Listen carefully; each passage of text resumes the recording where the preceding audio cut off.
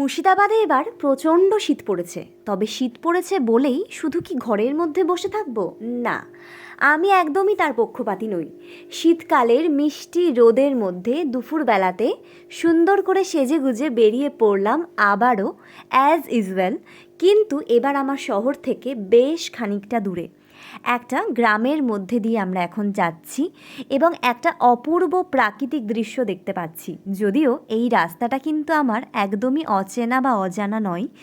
আমার যে পুরনো ডিপ্লোমা কলেজ, সেই কলেজেরই রাস্তা এটা। তো মেহেদিপুর থেকে ঠিক বাঁ দিকে যদি তুমি টার্ন নাও তাহলে এই গ্রামের রাস্তাটায় চলে আসতে পারবে। আর তারপর ওখান থেকে আমরা আরও বেশ খানিকটা দূরে আর একটি গ্রামের মধ্যে পৌঁছে গেলাম এবং এখানে এসে প্রচুর মাটির দোতলা তিনতলা বাড়ি দেখতে পেলাম, যেগুলো দেখতে খুব মিষ্টি। আর ওখানে দাঁড়িয়ে পড়লাম একটু শ্যুট করার জন্য, তাই তোমাদের সাথে সেটা শেয়ার করে দিলাম। ভালো লাগবে আশা করি।